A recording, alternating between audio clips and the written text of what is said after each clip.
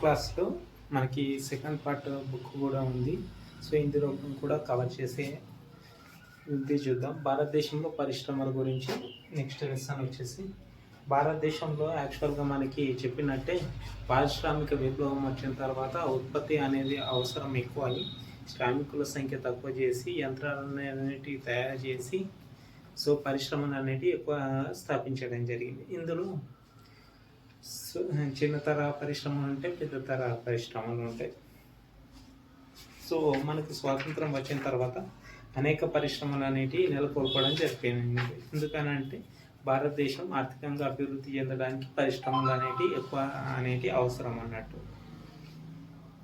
పట్టణ ప్రాంతాల్లో ఎక్కువగా పరిశ్రమలను నెలకొల్పడం వల్ల వలసవాదం కూడా ఎక్కువగా జరిగేది. సో అక్కడి నుంచి ఇక్కడికి వాళ్ళు అనేవాళ్ళు ట్రాన్స్ఫర్ అయ్యేవాళ్ళు. అంటే వ్యవసాయ రంగంలో కూలీలు ఎక్కువైపోవడం వల్ల పట్టణాలకి పనిచేయడానికి పరిశ్రమల్లోకి వెళ్ళేవాళ్ళు. ఇలా ఎక్కువగా పట్టణాల్లో ఉండడం వల్ల వీటిని బృహత్ పరిశ్రమాత్మక వ్యవస్థలు అని అంటారు. సో మనకి ఆర్థిక వ్యవస్థలో వస్త్ర పరిశ్రమది ప్రత్యేక స్థానం అన్నట్టు. పారిశ్రామిక ఉత్పత్తిలో దీని వాటా వచ్చేసి 14%. వస్త్ర పరిశ్రమలో మనం చూసుకున్నట్లయితే వస్త్రాలు నేత నేయడం కానీ పోచంపల్లి యాదాద్రి గుట్ట దగ్గర ఉంటుందని అక్కడ మనకు 6th క్లాస్లో నేర్చుకున్నాం. యాదాద్రి జిల్లాలోని పోచంపల్లి నెట్లో టై అండ్ ఇచ్చి చీరలు కానీ ఇక్క చీరలు కానీ నేస్తారని అక్కడ నేర్చుకున్నట్టే మనకు పేక మేడ నిలువు పేక కానీ పడుకు కానీ అలాంటివి యూజ్ చేసి నేత నేస్తారని తెలుసుకున్నాం. ఇందులో వచ్చేసి నూలు వస్త్రాలు అని అంటారు. మన దేశంలో ప్రస్తుతం 1600 నూలు మిల్లులు ఉన్నాయి. వీటిలో 80% ప్రైవేట్ రంగంలో ఉంటే మిగిలినవి ప్రభుత్వ రంగంలో ఉన్నాయి. సో మనకు వచ్చేసి జనపనార వస్తువుల పరిశ్రమ ఉత్పత్తిలో ప్రపంచంలో భారతదేశానికి మొదటి స్థానం. బంగ్లాదేశ్ తర్వాత మనది 2వ స్థానం ఎగుమతుల విషయంలో. తర్వాత వచ్చేసి మనకు 1859లో జనపనార మిల్లును కోల్కతా దగ్గర రిష్రాలో స్థాపించారు. జనపనార మిల్లు ఎక్కడ స్థాపించారు? 1859లో రిష్రాలో కోల్కతాలో స్థాపించారు. తర్వాత పంచదార ఉత్పత్తిలో వచ్చేసి మనకి 2వ స్థానం ఉండగా ఉత్తరప్రదేశ్ అనేది ఎక్కువ మొత్తంలో పంచదారను ఉత్పత్తి చేస్తుంది. బెల్లం కండసరి చక్కెర ఉత్పత్తిలో మనది మొదటి స్థానంగా ఉంది. ఖనిజాలు లోహాలను ముడి సరుకులు ఉపయోగించే పరిశ్రమని ఖనిజ ఆధారిత పరిశ్రమలు అని అంటారు. ఇనుము ఉక్కు పరిశ్రమలు అనేటివి మౌలిక పరిశ్రమలు కాగా ఇవి అనేక వస్తువుల మీద ఆధారపడి పనిచేస్తాయి. అని అంటే ఇనుము మీద ఉక్కు కానీ అట్లా ఆధారపడి పనిచేయడం వల్ల ఇవి ఎక్కువ నిష్పత్తిలో అవసరపడతాయి. తర్వాత అల్యూమినియం శుద్ధికి అనేది మన భారతదేశంలో 2వ స్థానాన్ని ఆక్రమిస్తుంది. భారతదేశంలో ఎన్ని అల్యూమినియం శుద్ధి కర్మాగారాలు ఉన్నాయనంటే 8 అల్యూమినియం శుద్ధి కర్మాగారాలు ఉన్నాయి. రసాయనిక పరిశ్రమ అనేది భారతదేశంలో వేగంగా అభివృద్ధి చెందుతుంది. దేశ స్థూల జాతీయ ఉత్పత్తికి ఈ రంగం నుంచి 3% అనేది లభిస్తుంది రసాయనికంగా. మొదటి సిమెంట్ కర్మాగారాన్ని 1904లో చెన్నైలో నిర్మించారు. స్వతంత్రం తర్వాత ఈ పరిశ్రమ ఎంతగానో విస్తరించింది. 1991లో వచ్చిన పారిశ్రామిక విధానం ద్వారా పరిశ్రమలు అనేటివి ఎక్కువ సంఖ్యలో అనేటివి వచ్చింది. అప్పుడు పివి నరసింహారావు అనే అతను మనకి ముఖ్యంగా ఈ 1991లో పారిశ్రామికీకరణకు దోహదపడ్డాడు అని చెప్పుకోవచ్చు. కొత్త పారిశ్రామిక విధానాన్ని అవలంబించారు. సో పరిశ్రమలు అనేటివి పెరిగినాయి చాలా.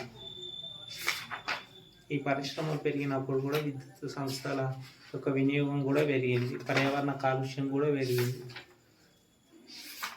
వస్త్ర పరిశ్రమ కూడా పెరిగింది. బొగ్గుని ఉత్పత్తి చేసే పరిశ్రమలు కానీ బొగ్గును వెలికి తీసే పరిశ్రమలు కూడా పెరిగాయి. భారతదేశంలో తర్వాత వచ్చేసి సేవా కార్యకలాపాలు అంటే వితౌట్ ఏమి ఆశించకుండా ఇచ్చే వాటిని సేవా కార్యకలాపాలు అంటారు. 8 రకాలైన సేవా కార్యకలాపాలు ఉంటాయి. ఒకటి వచ్చేసి విద్య, ఆరోగ్యం, వర్తకం, ప్రభుత్వ పరిపాలన, రక్షణ రంగం, విత్త కార్యకలాపాలు, వ్యక్తిగత సేవలు, ఇతర రకాల కార్యకలాపాలు. విద్య, ఆరోగ్య, వైద్య సేవలు, వర్తకం, ప్రభుత్వ పరిపాలన, రక్షణ రంగం, విత్త కార్యకలాపాలు, వ్యక్తిగత సేవలు, ఇతర కార్యకలాపాలు, వినోదం, సమాచారం లాంటివి. సేవా రంగం అని అంటే మామూలుగా ఈ తప్పితపాలో కానీ, సోషల్ మీడియా కానీ, వాణిజ్య ప్రకటనలు కానీ, టీవీలలో కానీ పనిచేసే దాన్ని సేవా రంగం అని అంటారు. పొరుగు సేవలు, అవుట్సోర్సింగ్ అని అంటే అవుట్సోర్సింగ్ జాబ్స్ అనేటివి క్రియేట్ చేస్తారు. అని అంటే ఒప్పంద కార్మికులు అనేటివి క్రియేట్ చేస్తారు.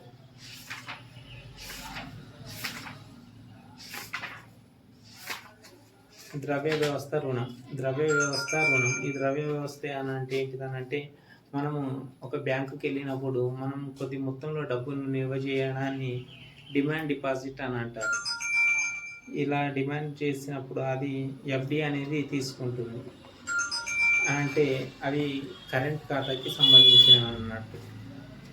సో ఇది తీసుకున్న దాన్ని వేరే వాళ్ళకి అప్పుగా ఇచ్చి వాటి నుంచి అవి అప్పుగా తీసుకొని మన ఖాతాల్లో ప్రతి సంవత్సరం అనేది ఉంచుతుంది. ఇది మొత్తం వ్యవస్థ అనేది ఆర్బీఐ అధ్యక్ష ఆధ్వర్యంలో జరుగుతుంది. ఆర్బీఐ అంటే reserve bank of India. So ప్రజలకు రుణాలు ఎందుకనంటే రుణాలు అనేటివి ప్రజలు తీసుకుంటారు. ఈ రుణాలు అనేటివి తీసుకోవడానికి రుణగ్రహీతకు రుణదాతకు మధ్య ఒక ఒప్పందం జరుగుతుంది. ఒకవేళ ఇవి అనేది పూచీకత్తుతో తీసుకుంటారు. అని అంటే ఏదైనా వస్తువును కానీ, ఏదైనా ఆభరణాన్ని కానీ, ఏదైనా ఇల్లు కాగితాలని కానీ పెట్టి తీసుకుంటారు. సో ఒకవేళ వాళ్ళకు అది రానట్టయితే అది తీసుకునే అధికారం అనేది వాళ్ళకు ఉంటుంది.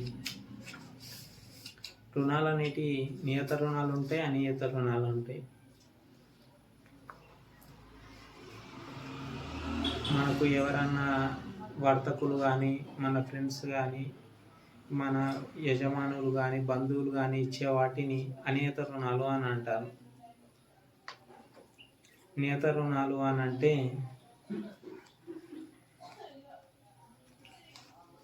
అనియత రుణాల్లో వడ్డీ వ్యాపారులు ఎక్కువగా ఉంటారు.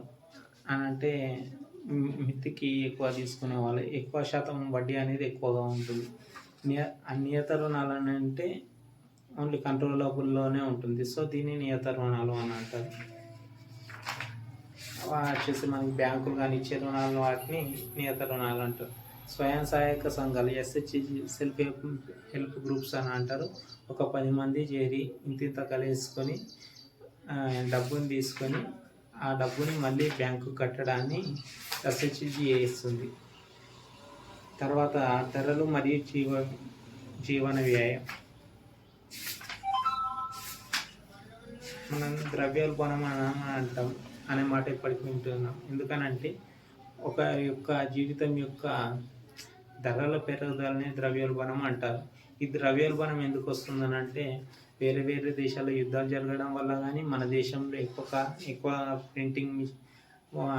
ప్రింట్ చేయడం వల్ల కానీ, ధరలు అనేవి ఆటోమేటిక్గా పెరగడం వల్ల కానీ మనకి ద్రవ్యోల్బణం వస్తుంది.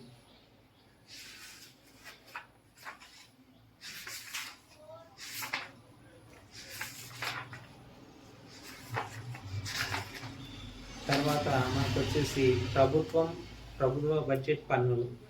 ప్రభుత్వం అనేది బడ్జెట్ని ప్రవేశపెడుతుంది. ఆర్టికల్ 108 108 ప్రకారం ఆర్టికల్ అనేది ప్రవేశపెడుతుంది. లోక్సభలో బడ్జెట్ని ప్రవేశపెడతారు. ప్రతి సంవత్సరం ఆర్థిక మంత్రి లోక్సభలో మనకు బడ్జెట్ని ప్రవేశపెడతారు. ఈ బడ్జెట్లో మనకు వచ్చేసి మనకి దేనికి సబ్సిడీ ఇవ్వాలి, దేనికి ఇవ్వకూడదు, మన దేశానికి ఎంత ఖర్చు చేయాలి, ఎంత ఖర్చు చేయకూడదు అనేది అవసరం ఉంటుంది. ఎంత రెవెన్యూ అనేది మనకు వస్తుంది, మనం ఎంత రెవెన్యూ అనేది ఆదాయం మరియు వ్యయాల యొక్క లెక్క అనేది బడ్జెట్లో ఉంటుంది. ప్రభుత్వం ఎంత ఖర్చు పెడుతుంది, ప్రభుత్వానికి వచ్చే ఆదాయం ఎంత, ప్రభుత్వం ఖర్చు పెట్టే వ్యయం ఎంత అనేది తెలుస్తుంది. ఇలాగే పన్నుల ద్వారా ఆదాయం వస్తుంది. ఈ పన్నులు అనేటివి 2 రకాలు ఉంటాయి. ఒకటి ప్రత్యక్ష పన్నులు, రెండొకటి పరోక్ష పన్నులు. మనం వినియోగించే వస్తువులకు మనకు డైరెక్ట్గా పన్ను చెల్లిస్తాం. సో వీటిని ప్రత్యక్ష పన్నులు అని అంటారు. సో ప్రత్యక్ష పన్నుల్లో మనకి రెండు ముఖ్యమైనవి ఉంటాయి. ఒకటి ఆదాయ పన్ను, రెండోది వచ్చేసి కార్పొరేట్ పన్ను. ఆదాయ పన్ను అంటే మనం తీసుకునే జీతం మీద కట్టేదాన్ని ఆదాయ పన్ను అంటారు. కార్పొరేట్ రంగాలు కానీ సేవలు కానీ ఇచ్చేవి కార్పొరేట్ పన్ను. పరోక్ష పన్ను అని అంటే సేవలు అని అంటే ఎంఆర్పిలో మనం జిఎస్టీ కానీ అలాంటివి ఉంటాయి కదా, అవన్నిటినీ దాంట్లో చెల్లించే వాటిని పరోక్ష పన్నులు అంటారు. వస్తు సేవ పన్నులుగా చెప్పుకోవచ్చు.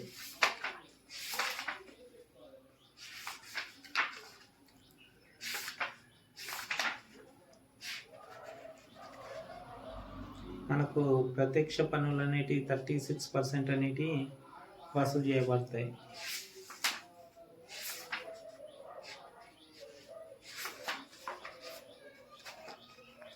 విస్తరిస్తున్న ప్రజాస్వామ్యం.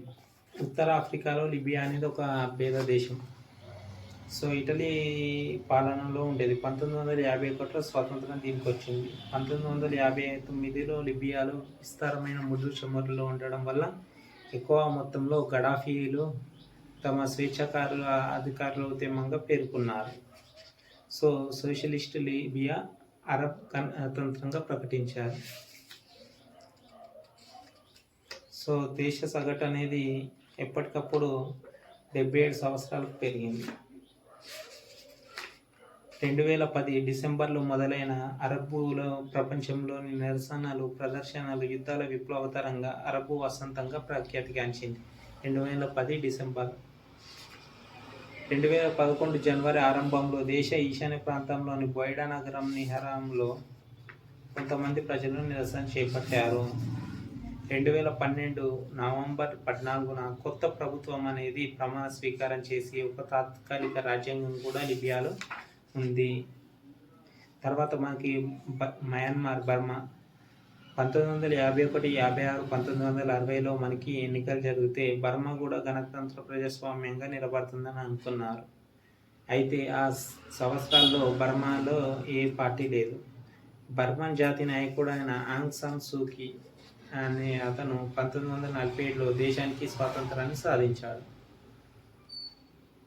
1962లో ఎన్నికైన ప్రభుత్వాన్ని కూలదోసిన తిరుగుబాటులో సైన్యాధిపతి జనరల్ నివిన్ దేశాధికారాన్ని చేజిక్కించుకున్నాడు. అప్పటి నుంచి ఆ దేశాన్ని సైన్యాధిపతులు అనేది పరిపాలిస్తున్నారు. 1989లో అధికారంలో ఉన్న ప్రభుత్వం బర్మా పేరుని మయన్మార్గా మార్చింది.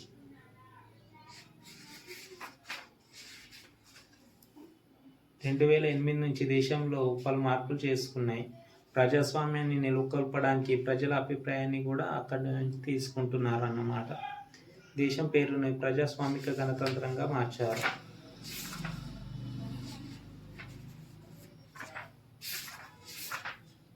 ప్రజాస్వామ్యం రూపుదిద్దుకుంటున్న భావన.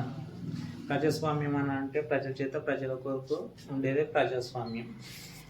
సో మనకి 1917లోని విప్లవం తర్వాత అందరికీ హక్కు అనేది సార్వజనిక ఓటు హక్కు అనేది లభించింది. న్యూజిలాండ్లో అందరికీ ఓటు హక్కు 1893లో లభించింది. ఓటు హక్కు రావాలనంటే వయసు అనేది 18 సంవత్సరాలు నిండి ఉండాలి. అల్పసంఖ్యాక శ్వేత జాతీయుల పాలన నుంచి జింబాబ్వే 1980లో స్వాతంత్రం పొందింది. Zimbabwe African nation union patriot front అన్న పార్టీయే దేశాన్ని పాలిస్తుంది. యూరప్ ఖండంలో ఒక చిన్న దేశం బెల్జియం. శ్రీలంకలో అధికులు వచ్చేసి సింహల నాయకులు.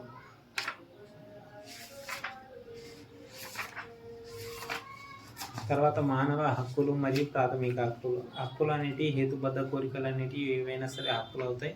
ఈ కోరికలు అనేటివి మనకి 6 రకాలైన హక్కులు ఉంటాయి. ఒకటి వచ్చేసి సమానత్వ హక్కు 14 నుంచి 18 వరకు ఉంటుంది. 14 వచ్చేసి చట్టం ముందు అందరూ సమానులే. 15 వచ్చేసి అవకాశాలలో సమానం అని 16 వచ్చేసి రంగు వివక్షత లేకుండా వచ్చేదాన్ని ఈ రంగు వివక్షత చూపించకుండా అందరికీ సమాన అవకాశాలు ఇచ్చేది. 17 వచ్చేసి అస్పృశ్యత నిషేధ చట్టం అని చెప్పొచ్చు. అస్పృశ్యత నిషేధం. ఆర్టికల్ 18 వచ్చేసి బిరుదుల రద్దు. అంటే రాష్ట్రపతి అనుమతి లేకుండా ఎలాంటి బిరుదులు స్వీకరించదు. ఇవన్నీ సమానత్వపు హక్కులు. తర్వాత వచ్చేసి 19 స్వాతంత్రపు హక్కు. స్వాతంత్రం అని అంటే ఏదైనా మాట్లాడవచ్చు, ఏదైనా చేయొచ్చు, ఎక్కడికైనా వెళ్ళి ఉండొచ్చు అనేది స్వాతంత్రపు హక్కు. 19 నుంచి 22 దాకా ఉండేది స్వాతంత్రపు హక్కులు. సంఘాలు సభలు ఏర్పడేసి జీవించే హక్కు వచ్చేసి మనకి 21 ఆర్టికల్లో మనకి జీవించే హక్కు అనేది ఉంటుంది. 20 అంటే నేరం నుంచి శిక్ష పొందే హక్కు నుంచి 20 వస్తుంది. 22 వచ్చేసి మనకి ఏ దానికైనా సరే ఒక డబుల్ శిక్ష అనేది వేయకుండా ఉండడానికి 22 వస్తుంది. తర్వాత మనకి పీడనాన్ని నిరోధించే హక్కులు వచ్చేసి 2 ఉంటాయి, 23, 24. 23, 24 వచ్చేసి వెట్టి మరియు చాకిరి అనేటి నిషేధించేదాన్ని ఆర్టికల్స్ అనేటివి ఉంటాయి. 23 వచ్చేసి 14 సంవత్సరాల లోపు పిల్లల్ని కర్మాగారాల్లో ఇక్కడ కూడా పనిచేయనివ్వద్దు. 24 వచ్చేసి వెట్టి చాకిరి లాంటి వాటిని నిషేధించారు. 25 నుంచి 28 దాకా ఉండేటివి మత స్వాతంత్ర హక్కులు. 25 ప్రకారం ఏదైనా మతాన్ని స్వీకరించవచ్చు. 26 ప్రకారం పన్నులు విధించవచ్చు. 27 ప్రకారం మత బోధన అనేది కొద్దిగా చేసుకోవచ్చు. 28 ప్రకారం కొన్ని మతాలని వాళ్ళు పోషించవచ్చు. తర్వాత 29, 30 వచ్చేసి సాంస్కృతిక విద్యా విషయక హక్కులు అని అంటే మతపరమైన ఆచారాలు మన యూనివర్సిటీలు స్థాపించడాలన్నిటివి ఉంటాయి.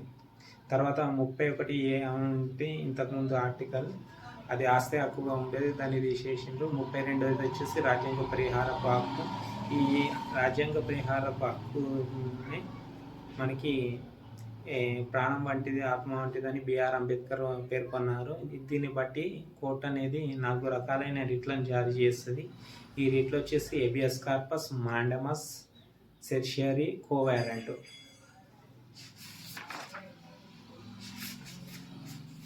తర్వాత మనకి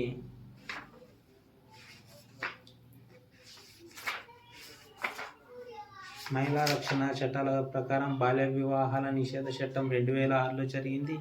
అక్రమ రవాణా నిషేధ చట్టం 1956, అమెండ్మెంట్ వచ్చేసి 2006లో జరిగింది. వరకట్న నిషేధ చట్టం 1961లోనే వచ్చింది. బాలల లైంగిక వేధింపుల నిరోధక చట్టం పోక్సో యాక్ట్ వచ్చేసి 2012లో ఏర్పాటు చేశారు. బాల నేరస్తుల న్యాయ చట్టం 2015 జువెనైల్ జస్టిస్ యాక్ట్. సో బాలల అంటే 18 లోపు ఉండే వాళ్ళని బాలలు అని అంటారు. బాలుడు అంటే 21 సంవత్సరాలు, బాలిక అంటే 18 సంవత్సరాలు నిండని వారు.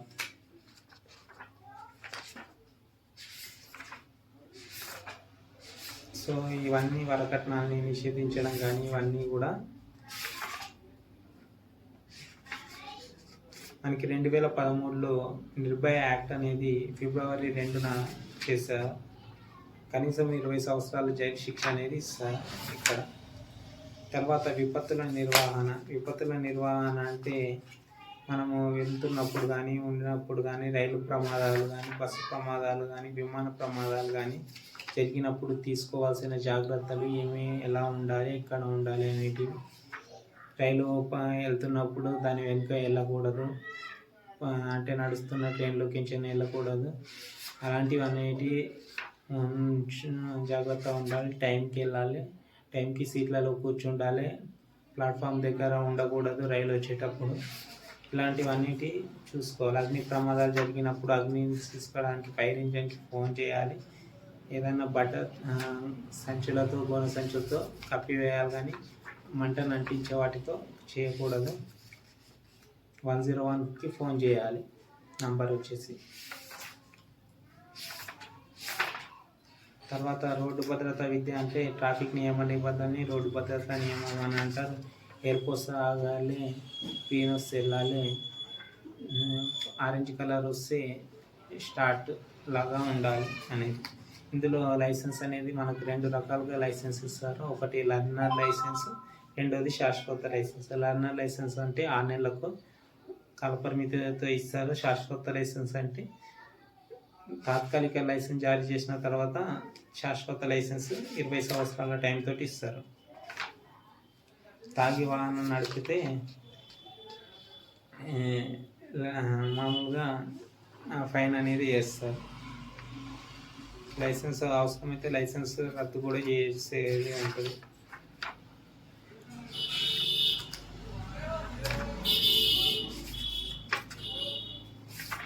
ఇవన్నీ వచ్చేసి మనకి 9th క్లాస్ మొత్తంలో ఒక లెసన్ అయిపోయింది. తర్వాత 10th క్లాస్ ఒకటి మిగిలి ఉంటుంది. మీరైతే సబ్స్క్రైబ్ చేసుకోండి. Okay, all the best.